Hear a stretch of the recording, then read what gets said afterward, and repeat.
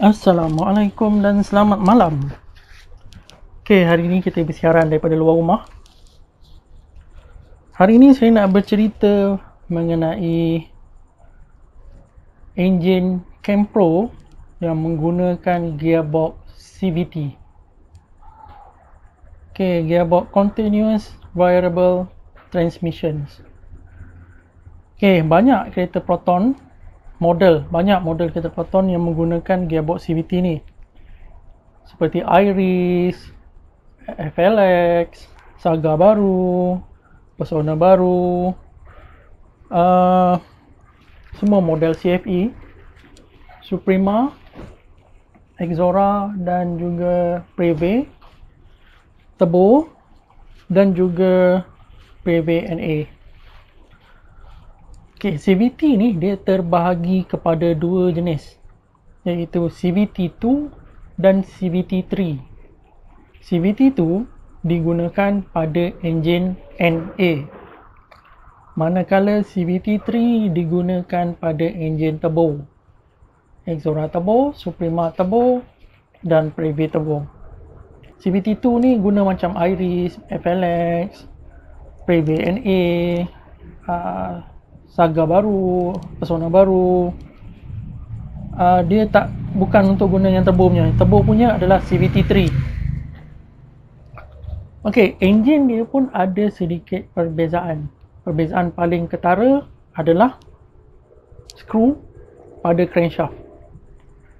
CVT2 dia ada 5 skru saja. Ini CVT3, dia ada 6 skru. Okey, jadi berbeza. Jadi kalau saya nak ambil enjin Iris NA ataupun enjin Preve NA ataupun FLX, saya nak pasang flywheel ni, tak dapat sebab dia orang 5 skru. Yang ni 6 skru. Okay, jadi kena bezakan CVT2 dengan CVT3 punya gearbox dan enjin. Dia berbeza. Okay, kat bawah ni adalah flywheel. Flywheel yang putih ni, yang putih besar ni adalah flywheel dan yang kuning ni adalah damper. Okay, dia panggil sebagai harmonic damper. Damper ni design dia, saya tak tahulah siapa punya idea pergi design damper macam ni. Damper macam ni, dia guna konsep yang sama macam dekat motosikal yang 100cc ke bawah. Sebab dia pakai getah dalam ni. Dalam ni ada pakai getah dalam ni. Dan bila dah sampai masa dah cukup lama, getah tu akan penyek. Getah tu akan kemek, getah tu akan rosak. Dan ini akan jadi.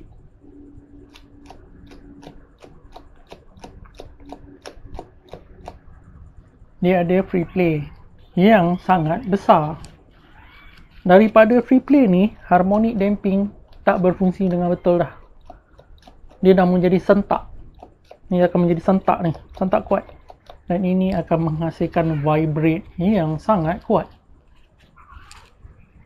Okey, kalau macam ni memang dah teruk. Dia kalau dia goyang sikit je.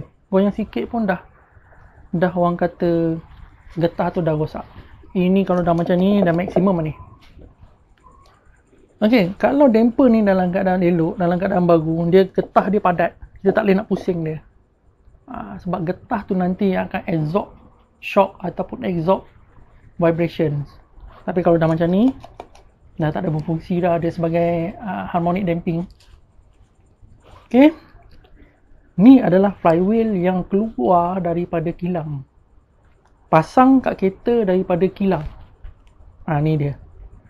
Saya pun tak faham kenapa dia pakai kaedah macam ni. Saya tak faham. Kalau motosikal, yes, boleh pakai damping rubber ni, boleh pakai. Sebab motosikal, kita boleh buka balik revet ni. Kita buka dia, ganti getah, kita akan revet balik.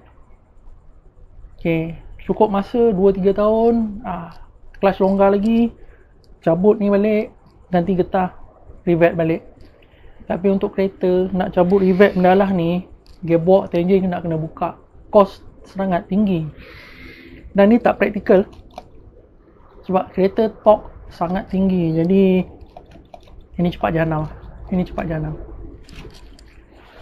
Okey, untuk pemilik-pemilik CFE, ini adalah flywheel original kilang. Jadi kereta korang yang keluar kilang memang pakai flywheel ni. Tapi apabila flywheel ni rosak, dah jadi macam ni, enjin korang dah vibrate gila-gila, korang hantar kat service center tak akan ganti dah flywheel ni, tak akan pakai dah flywheel ni. Dia akan ganti menggunakan flywheel konsep baru, iaitu ini. Flywheel konsep baru, dia menggunakan, ni original lah, original. Sama nak buka. Okay. Flywheel konsep baru, dia menggunakan spring. Nampak tak? Dia dah menggunakan spring berbanding getah. Jadi apabila guna spring ni dia lebih kenyal dan lebih tahan. Bila kita pecet dia atau kemikkan dia atau tekan atau pressurekan dia, dia akan rapat. Tapi bila kita lepas, dia akan balik pada bentuk asal. Dia tak sama macam rubber. Rubber waktu dia lembut, yes, dia boleh main. Sebab dia fleksibel. Tapi bila dia dah keras, dah panas, dah keras, macam ni lah jadinya. Dia dah mati, tak fleksibel. Tapi kalau spring, dia tak akan, orang kata mati, melainkan kalau dia patah. Jadi dia akan tahan lebih lama. Untuk motor-motor superbike yang besar-besar, dia orang pakai spring, dia tak pakai rubber. Motor-motor cup, motor-motor kecil je yang pakai rubber. Jadi kalau kereta korang yang asal kilang, damper ni rosak, korang pergi ke service center akan gantikan dengan model ni. Model ni improve, lebih baik. Okay, ni flywheel dia. Oleh sebab design dia lain, flywheel dia pun kena tukar lain.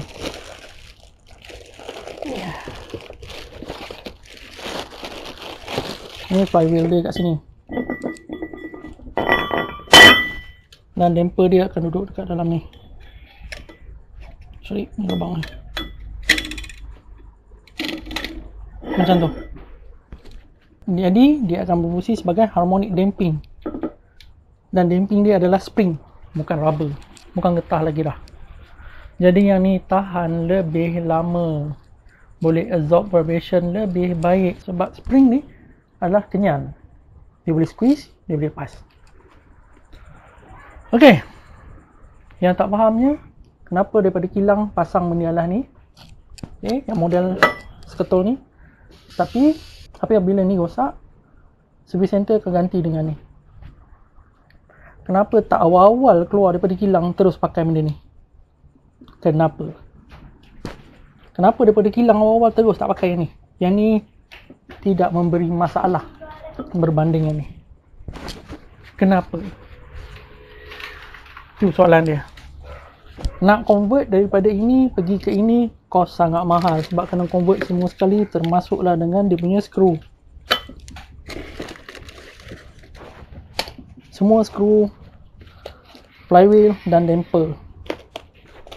Dan yang bestnya sekarang, bulan 4 tahun 2022 ni, flywheel ni dah tak ada.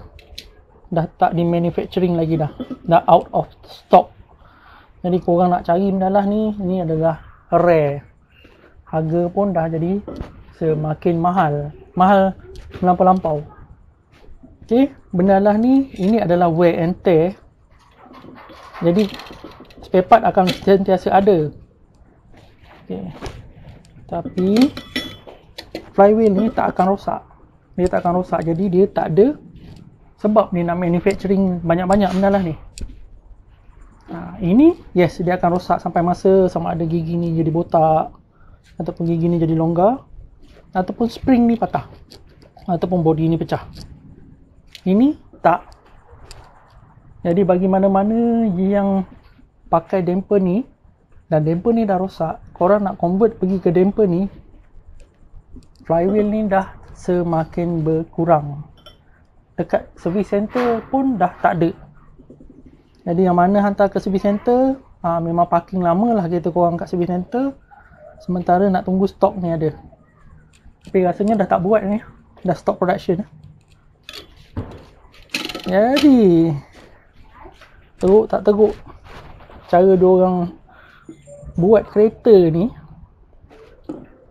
model CFE masih lagi keluar sehingga hari ini, model Exora, tapi alat ganti dah tak ada. Alat ganti dah tak ada. Jadi pandai-pandai korang lah, bila kereta korang rosak nanti, mana korang nak cari mendalah ni?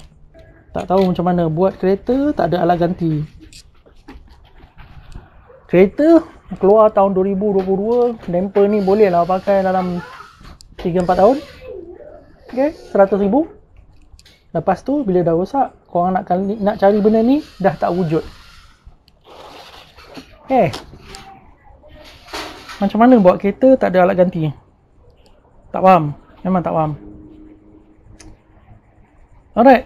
Jadi ini je malam ni nak bebel pasal damper CVT. Damper CVT. Penat bang nak cari benda ni, penat. Pergi potong part center tak ada, pergi spare part pun diorang pun tak boleh nak cari. Merata-rata mencari. Bila dah dapat, harga dah semakin naik. Dengan ceritanya bulan 5 2022, harga akan naik lagi. Sebab barang dah semakin susah nak dapat. Barang dah semakin pupus. Okay, yang pupusnya bukan damper ni, yang pupusnya adalah flywheel. Alright. Okay, jadi malam ni nak bebel pasal benda ni lah, sebab dah jadi sakit hati pula. Kalau kilang nak juga kita pakai damper ni, damper getah ni, kenapa tak ada alat ganti untuk getah dia dalam ni? Okay, dia ada getah dalam ni. Kenapa tak keluarkan alat ganti getah dengan rivet, supaya kita boleh ganti getah ataupun soft part dia dalam ni, dan kita boleh pakai balik. Okay, apa yang pengeluar buat? Rosak damper kena ganti seketol, harga 1,000 lah. Ni harga 1,000. Rosak ganti seketol ni untuk harga RM1,000 untuk benda ni. Sedangkan besi ni tak akan rosak sampai bila-bila. Yang rosak adalah dalam dia ni je. Kenapa tak buat macam motosikal? Motosikal dia ada keluarkan repair kit untuk ganti part di dalam dia. Dia akan keluarkan sekali rivet ni. Kita buang rivet ni, kita masuk rivet baru untuk ikat balik. Kenapa jadi macam ni? Okey. Jadi mood tak ada sangat nak buat kerja. Kita jumpa lagi lain kali. Sekian.